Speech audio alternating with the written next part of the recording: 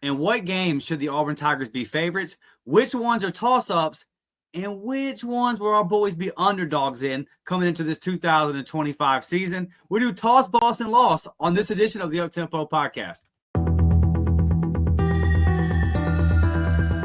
You are now listening to the War Report Podcast Network.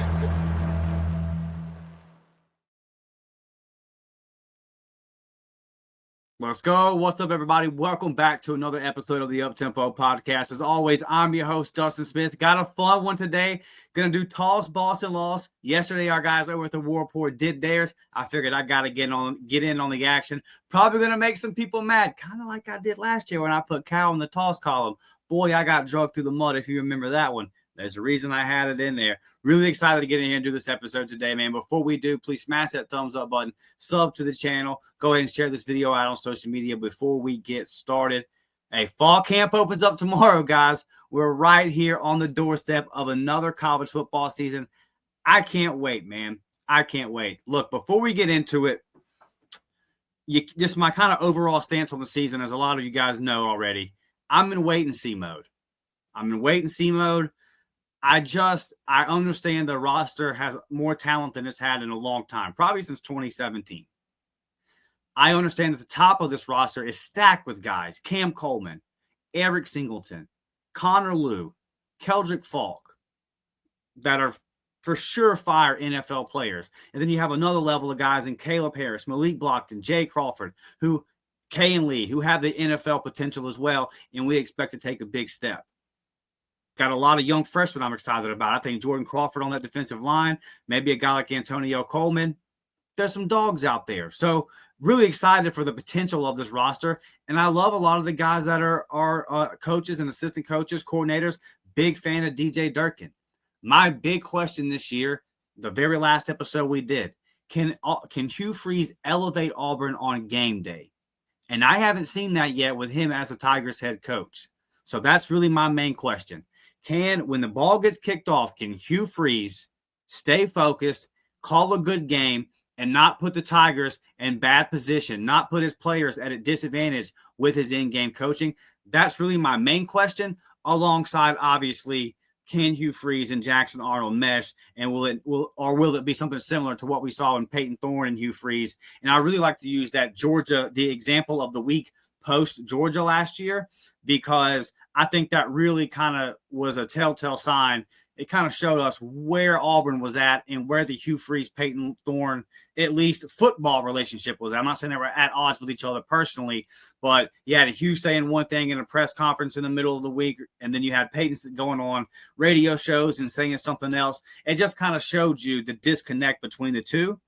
So those are really my two big questions this year. I don't question the defense. I don't question the talent on offense. You know, you're expecting guys like Xavier Chaplin to be able to come in from the ACC and perform at the SEC level. So there's some questions like that where you still got to see it. But overall, I'm excited about Auburn's offensive line. I think this could be the most talented and the best unit that Auburn's had on that offensive line in a long time. I mean, you've got guys that are NFL guys. Xavier Chaplin is getting projections to be an NFL draft pick. Connor Lew getting projections to be an NFL draft pick.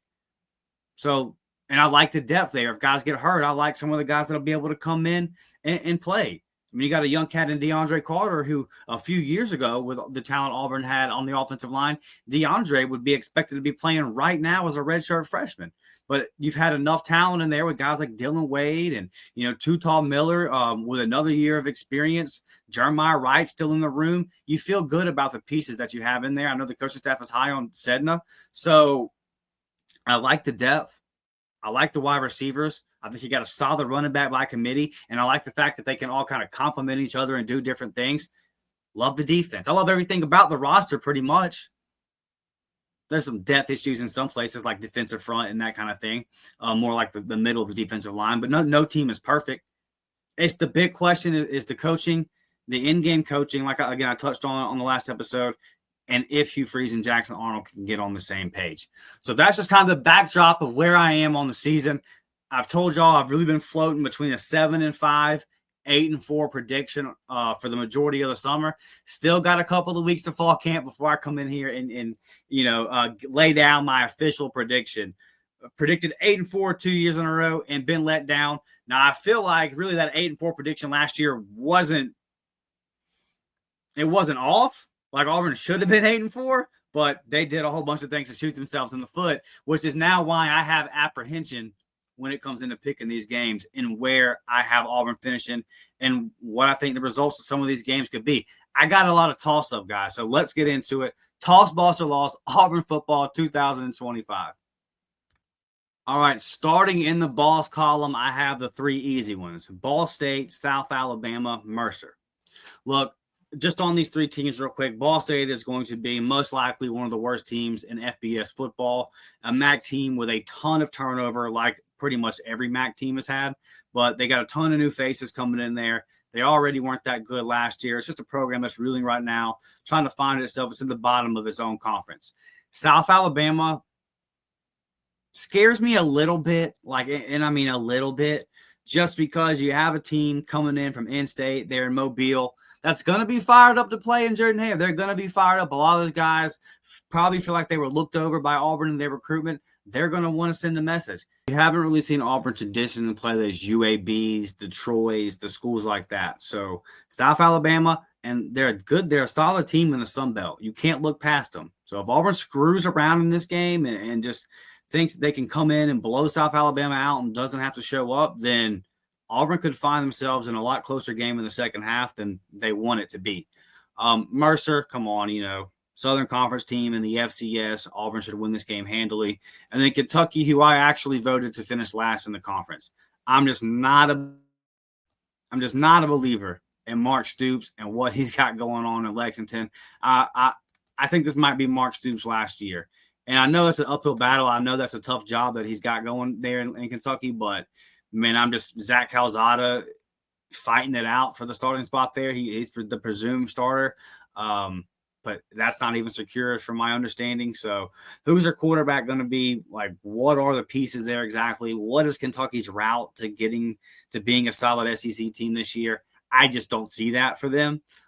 Again, I think they'll be the worst team in the conference. So you went on the road last year at Lexington. You were able to beat them by 2 possessions. Probably should have beat them by more. Well, you just rained the ball down their throat. Jarquez's best day as an Auburn Tiger. He just went crazy. Now they're coming into your house. I just feel like this should be one of those games that Auburn handles business, and I'm not really worried about.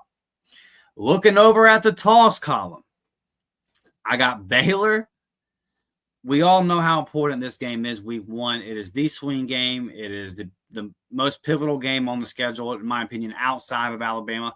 The Iron Bowl will always be most important on Auburn's schedule just because if you win that one, all of a sudden the season feels a lot different. But, man, we all know how important it is for Auburn to get off to a hot start. Talked about all summer how you're going to be the biggest brand on TV on a Friday night. It's going to be on Fox. You're going to have millions of eyeballs on you.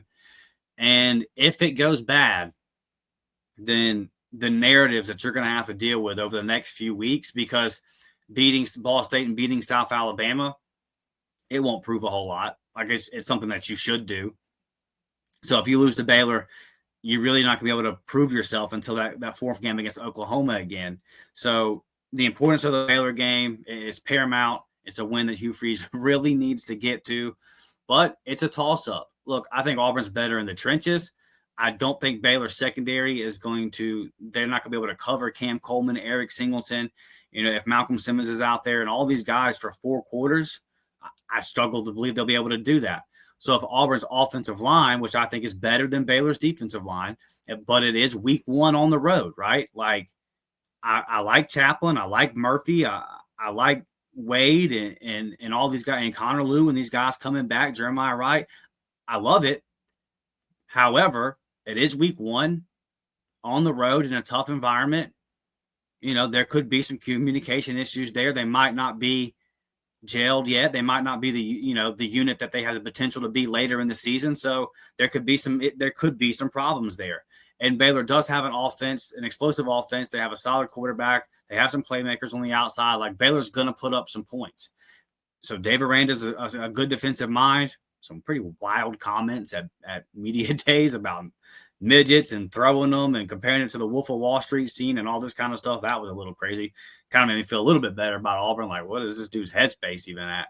But Auburn has a lot of advantages in this game to where Auburn should pull out the victory. Like if we're just putting it out on paper, if it was like a neutral site, just sending a video game, Auburn should win this, win the ball game. But it's not. It's week 1, Friday night, so you feel like something crazy is going to happen in a tough environment versus a team that is predicted to finish high in their conference. So crucial game. If it was like week 2, I'd feel a lot better about it. I mean, still going to Baylor is still tough, but you would feel a lot better if you had like Ball State week 1 and Baylor week 2. Like, okay, at least we were able to, get a game in there and get our feet underneath us a little bit. But that's not the case. You're getting your feet put right to the fire early, and you got to get it done. It's a toss-up, man. I could see Auburn winning. I could see Auburn losing. Neither one of them would really surprise me. Getting on to the next game that would be on the schedule as far as in the toss column, Oklahoma. Man, another extremely pivotal game. The first conference game for Auburn on the road in Norman. You feel like you just gave one away last year, Oklahoma's first ever trip to Auburn as an SEC opponent, and they get out with a dub in a game that you had every opportunity to win. And we all know what happened. Peyton Thorne with the interception. You feel like you went away from Jarquez Hunter in the second half and you're running it down their throat. So Norman, Oklahoma, not an easy place to play. Jackson Arnold will be the obvious storyline there. He's going to be fired up to go in there and prove to them that, hey, I was not the problem. Look at me now, my new team. Look at my new life. Look at how I'm living. So, but it's not going to be easy. You've got 2 coaches in Hugh Freeze and Brett Venables who are very much on the hot seat, and both teams are going to need to win this game. So another crucial game for Auburn, I would say, if I was ranking importance, I might have this one like second or third on the list, man. Auburn needs to come out there, open SEC play with a W. And then they have, obviously, Texas A&M the next week. If Auburn could find a way to split that, then Auburn would be fine. Like if you lost to Oklahoma, but then you went to Texas A&M and you got a dub, then I think you'd still be good. But I will get to in a second to the Oklahoma and why I have that in the loss column. Missouri being in the toss-up column. Listen, this is probably the one. This one and the next 3 are probably going to be pretty unpopular. Look, guys, Missouri beat Auburn last year in a game that Auburn should have won. And I said it the other day on one of the episodes. I don't understand the lack of respect for Eli Drinkowitz. Is Auburn going to have a better roster than Missouri this year? Yeah, probably so. Most likely. The top end of the roster for sure, talent-wise. Missouri lost a lot of their heavy hitters last year. But Eli's always coached Missouri up. When has he coached Missouri down? Like, he's getting the best out of that program. They're consistent in the Southeastern Conference. And again, they beat Auburn last year. Auburn had every opportunity to take that game and didn't do it. And I know that last year's of last year, and this will be a whole new year, but I don't understand this perspective of just look over Missouri. They're not going to be as good. Okay.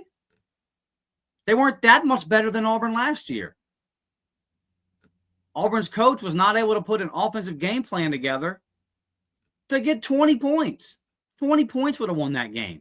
They didn't move the ball for 2 quarters. They had to play their starter for the first and fourth quarter and got the dub.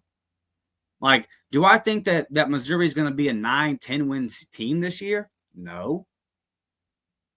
But it's right after Georgia. What if Auburn beats Georgia? You're going to have this big emotional high. For sure, the fans would have stormed the field. You'll be the talk of the town all week. You finally beat your rival Georgia for the first time in forever, blah, blah, blah. And then you've got a great coach with a solid roster coming in the very next week. Like, and what if you have a heartbreaking loss to Georgia? Is the team demoralized? Like, there's so many things here. I don't like where Missouri is on the schedule, being right after Georgia. Now, you could lose a close game of Georgia and come out the next week fired up, ready for redemption and beat Missouri. There's all kind of different storylines that we could play into with that one. But I have it as a toss-up because I have respect for Missouri's head coach. I feel like I have a lot more respect for Missouri's head coach than a lot of people in the SEC media, especially the Auburn media. this just looking over of Eli, looking over of what he's built at Missouri, I don't understand it, and I completely disagree with it. I have this game as a toss-up, even though it's in Jordan-Hare Stadium, because I want Auburn to get back to the point to where I can be like, this game's at home, so I'm throwing Auburn in the boss column. But Auburn's not there. Auburn has not protected their home field at all. I mean, the Cal and the Arkansas losses last year, I was there. I was in the stands. The fans were nuts. It was your typical Jordan-Hare environment. They weren't night games, but look, dude, everyone was fired up. It was loud in there. And the Cal game was a tough watch. And even after the second, third, fourth, fifth turnover, Auburn fans were holding their end of the bargain, man. They were making noise. It still didn't matter. I kind of felt like I was wasting my time on third and long yelling for the defense. They just kept giving them up. Jordan-Hare at full throat. Mendoza just kept dropping dimes. Same thing versus Arkansas. Taylor Green kept making plays on third and long when the Auburn crowd was at its loudest. So, Missouri on the road at home, look, toss up, man. Toss up. On to Vanderbilt. It's kind of the same thing. I can't put Vandy in the boss column. Look, there was a time when I got sick of the whole look at Auburn versus Vandy's overall record. That's kind of overblown when it gets brought up because Vanderbilt owned Auburn way back in the 20s and 30s when Vanderbilt was a powerhouse and yada, yada, yada. Man, there's enough sample size of recent times to show you that Vanderbilt gives Auburn problems. So, look, beat Auburn last year, beat Auburn at home last year by double digits, same head coach, same quarterback coming back. I personally think Vanderbilt's going to take a step back. But, look, Hugh Freeze, dating back to his days at Ole Miss, has been known for having a head-scratcher of a game where you look at his team and say, how in the world did you lose those games or that game? Last year, there was like 4 of those. So, a team that Auburn lost to last year at home, going on the road this year, you got to show me you can beat Diego Pavia. You got to show me you can win this kind of game. Again, Vanderbilt beat Auburn by double digits last year. And now you're going on the road. Is Nashville hard to play in? No. Auburn dominated Vanderbilt 2 years ago when they went to Nashville. There will be more Auburn fans in the stands than Vanderbilt fans. I understand all that. Auburn should win that game. If I was putting a prediction on that game right now, I'd predict Auburn to win it. But Auburn has not shown me enough to put Vanderbilt in the boss column. And if that makes you mad, it makes you mad. I'm going to be pulling for Auburn, guys. I hope this list looks stupid at the end of the season. But everyone got mad at me last year, and it was right. 4 losing seasons in a row, man. That's my perspective today. Like, y'all got to show me. Y'all got to show me something. So, again, the Auburn media just penciling in this Vanderbilt game as a dub. Overlooking that, I don't get it. They won more games than Auburn last year. They beat Auburn. Show me something. Beat Auburn by double digits in a game that Auburn easily should have won. So my question is, can the head coach him up and win the game? I can make the argument that the last 2, like the game that Hugh Freeze won his first year at Auburn should have blew Vanderbilt out.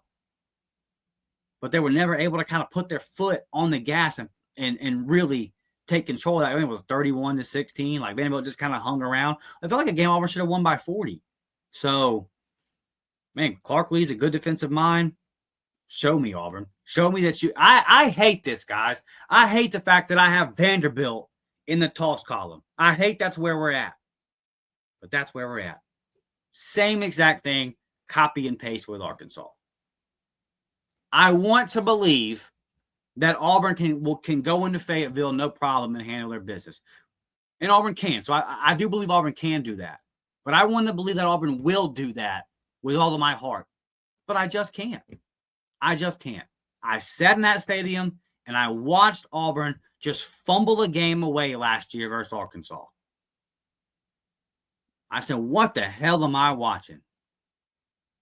Is Auburn more talented than Arkansas? By a mile. By a mile. I think Hugh Freeze is a better coach than Sam Pittman. But on the road in Fayetteville, and yeah, I know Auburn has traditionally played well in Fayetteville, but an SEC road game, is this the game? Would this be a game where Auburn's playing good football and Hugh Freeze has one of his head-scratching type performances, I don't know. But I think they have a good quarterback in Taylor Green. I like him a lot. I think he's really underrated. I just think he doesn't have enough pieces around him to be successful. But look, Taylor Green and Bobby Petrino, that's a good OC quarterback combination. They do have a couple of guys on that roster. Auburn should beat Arkansas by double digits, okay? Should. But until Auburn wins games that they should be winning, I can't just pencil those in. So by the logic, a lot of the same logic that I've applied with Missouri and Vanderbilt, I'm applying it here to Arkansas. I would pick Auburn to win all three of those games, Missouri, Vanderbilt, Arkansas. But I'm not convicted enough on that to put it in the boss column like, oh, yeah, Auburn's got that. Oh, unfortunately, right now, to me, it's a toss-up. Show me that you can win those kind of games because, again, you didn't last year. And then in the loss column, look, these next two games, I'm not going to predict Auburn to win them until they do it. So unless there's just some dramatic fall off between, now and then from the Georgia and Alabama side, and then there's some massive jump on the Auburn side. Haven't beat Georgia since 2017, and honestly, you smoked them, and then 2 weeks later, they smoked you right back in the one that mattered in the SEC championship, and it hasn't really even been competitive. There's a couple of close games since, really one at home, and Auburn fumbled that game away, just gave it away. Definitely should have came away with a win there. And then Alabama. Look, I understand. Auburn plays Alabama close at home, but you go back to 2 years ago, and you were winning 10-3 with under 2 minutes to go, and Bryce Young went 90-plus yards. You hadn't given up a touchdown all game. And then he goes 90-plus yards. You inexplicably just change up what you've been doing on defense all day, start dropping back in zone coverage. He picks you apart, goes down the field, ties it up. They win in like triple overtime or whatever, right? Carson's one Iron Bowl that he got to coach in. So, yeah, it was closer than it would have been in Bryant-Denny because of Jordan-Hare, but it didn't get you a dub when it should have. Again, think about that moment. 10-3, Bryce Young gets the ball for Alabama, under 2 minutes to go, got to drive the field to win the game. How loud do you think that Auburn crowd was? Probably the loudest it was that day, correct? And it didn't matter. And the home field didn't matter at the most important time. Bryce Young was still able to make the play. So it's in the loss column for me. And then Texas A&M. If this game was at home, I would have this game in the toss-up column. I think Texas A&M maybe is a little more talented than Auburn, and maybe Auburn's a little more talented than Texas A&M. It could be a push. I think it's very, very close, right? This for me is solely about location on the schedule and where the game is being played. I mean, you go to Oklahoma the week before, and then you got Georgia at home the next week. This is sandwiched in between some two tough games, and it's the middle of a really tough stretch for Auburn. So going to Norman, coming back to Auburn, getting some practice in it, and having to go back out to College Station the next week, that's a tough ask. That is a tough ask for this team. And again, if this was at home, I would have it in the toss-up column. But I think A&M is going to be what A&M has kind of been in my life outside of the last couple of years of Jimbo Fisher. 8-4, 9-3. That's kind of where I see A&M. So based off of that, you're talking about an 8-9 win team in the Aggies that Auburn's going to be going on the road after a tough road SEC test and right before you play one of your biggest rivals at home. So I don't like where it is on the schedule per se, and I just think A&M is going to be solid. I'm not on here. I'm not on here predicting A&M to make the playoffs or be a dark horse or anything like that. I don't think A&M is even going to be significantly better than Auburn.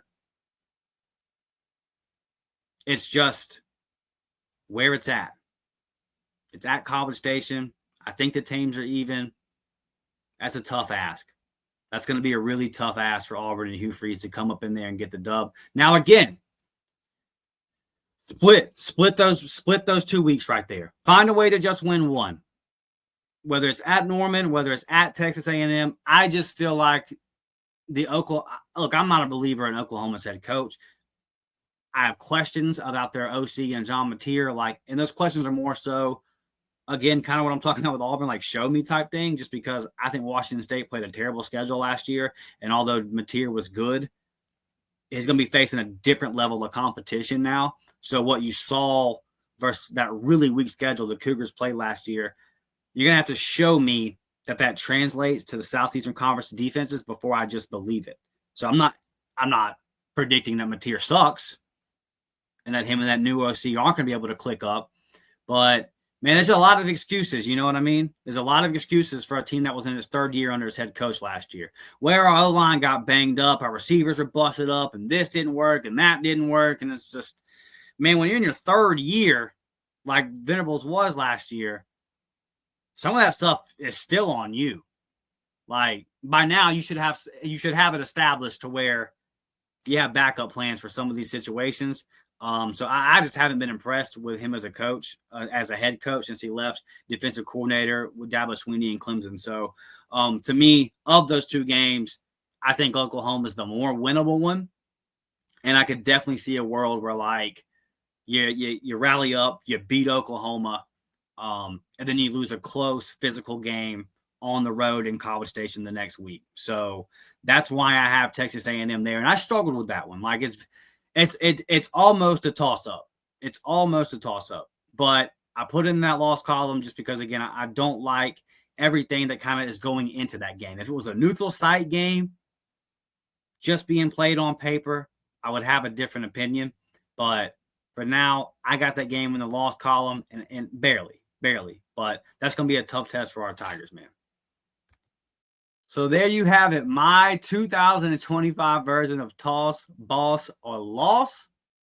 Tell me what you guys think. Leave it down in the comments. Tell me your thoughts. Tell me how wrong I am, how dumb I am. Tell me how you disagree with it. And Auburn's going to go 10-2, 11-1, 12-0, and I'm going to be wrong about this. I'm doubting the Auburn Tigers.